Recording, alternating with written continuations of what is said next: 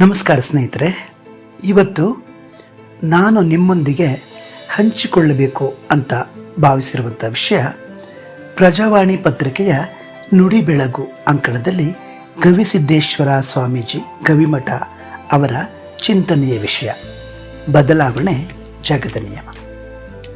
ನೀವು ಸಂಜೆ ಹೊತ್ತಿಗೆ ಎಲ್ಲೋ ಹೊರಟಿರ್ತೀರಿ.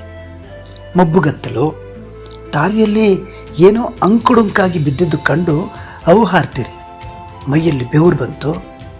ಆಗಲೇ ಅದೇ ದಾರಿಯಲ್ಲಿ ಬರ್ತಾ ಇದ್ದ ವ್ಯಕ್ತಿಯೊಬ್ಬ ಬ್ಯಾಟ್ರಿ ಬಿಟ್ಟು ನೋಡಿ, ಲೇ ಹುಚ್ಚ, ಅದು ಹಾವಲ್ಲ ಹಗ್ಗ ಅಂತಾನೆ. ಹಗ್ಗ ಹಾವಿನಂತೆ ಕಂಡದ್ದು ಸುಳ್ಳಲ್ಲ, ನೀವು ಬೆದರಿದ್ದು ಸುಳ್ಳಲ್ಲ, ಬೆವರು ಬಂದಿದ್ದೂ ಹೌದು. ಕಂಡಿಲ್ಲೇನು? ಕಂಡೈತಿ. ಐತೇನು? ಇಲ್ಲ.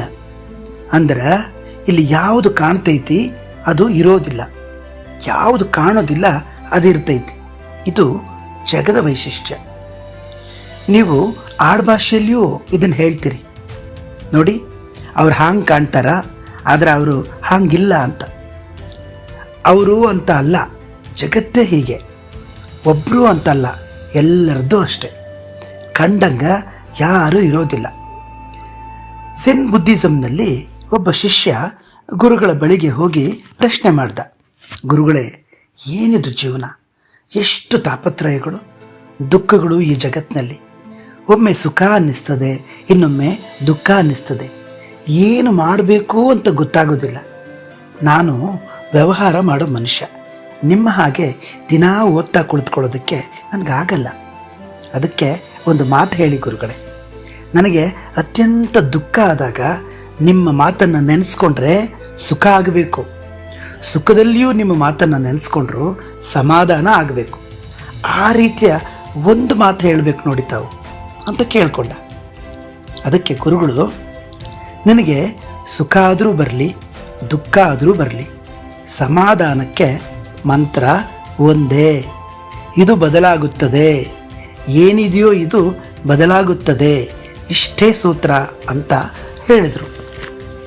ವೇದ, ಮಂತ್ರ, ವಚನ ಯಾವುದನ್ನು ನೆನಪಿಟ್ಕೊಳ್ಳುವ ಅವಶ್ಯಕತೆ ಇಲ್ಲ. ಇದು ಬದಲಾಗುತ್ತದೆ ಅನ್ನೋದನ್ನು ಮಾತ್ರ ನೆನಪಿಟ್ಕೊಳ್ಬೇಕು. ಯಾರಾದರೂ ನಿಮ್ಮನ್ನು ನೋಡಿ ಕೈ ಮುಗಿದು ಎಂದರೆ ಅದೂ ಬದಲಾಗ್ತದೆ. ಯಾರಾದರೂ ನಿಮ್ಮ ಜೊತೆ ಜಗಳವಾಡಿದ್ರೂ ಇದೂ ಬದಲಾಗ್ತದೆ ಅಂದ್ಕೋಬೇಕು. ಎಲ್ಲದಕ್ಕೂ ಇದು ಮಂತ್ರ. ಯಾಕೆಂದರೆ ಬದಲಾವಣೆಗೆ ಜಗದ ನಿಯಮ. ಈ ಜಗತ್ತಿನಲ್ಲಿ ಸತ್ಯ ಅನ್ನೋದಿಲ್ಲ, ಬದಲಾವಣೆ ಮಾತ್ರ ಸತ್ಯ. ಇದನ್ನು ಅರಿತು ಬದುಕುವವರಿಗೆ ಶರಣರು ಎಂತಾರೆ, ಮರೆತು ಬದುಕಿದರೆ ಮಾನವರಾಗ್ತಾರೆ. ಜೀವನ ಅಂದರೆ ಜೋಕಾಲಿ ಇದ್ದಂಗೆ, ಒಮ್ಮೆ ಈ ಕಡೆ ಒಮ್ಮೆ ಆ ಕಡೆ.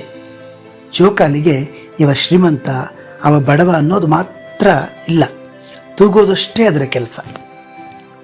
ಕಷ್ಟದಿಂದ ಸುಖದ ಕಡೆ, ಮಾನದಿಂದ ಅಪಮಾನದ ಕಡೆ, ಅಪಮಾನದಿಂದ ಸನ್ಮಾನದ ಕಡೆ, ಹುಟ್ಟಿನಿಂದ ಸಾವಿನ ಕಡೆ, ಸಾವಿನಿಂದ ಹುಟ್ಟಿನ ಕಡೆ ತಿರುಗಾಡುವ ಜೀವನವೇ ಒಂದು ಉಯ್ಯಾಲೆ.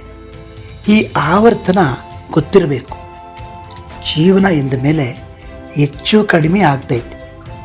ಧೀರನಂತೆ ಬದುಕಬೇಕು. ಧೀರ ಎಂದರೆ ಜ್ಞಾನಿ, ಸಂತ, ತಿಳಿದು ಬದುಕಬೇಕು. ಪ್ರೀತಿಯಿಂದ ಕೇಳಿಸಿಕೊಂಡ ತಮಗೆ ಹೃತ್ಪೂರ್ವಕವಾದ ಧನ್ಯವಾದಗಳು. ತಾವು ಕೇಳಿ ತಮ್ಮ ಸ್ನೇಹಿತರಿಗೂ ಕೇಳಿಸಿ. ನಮಸ್ಕಾರ.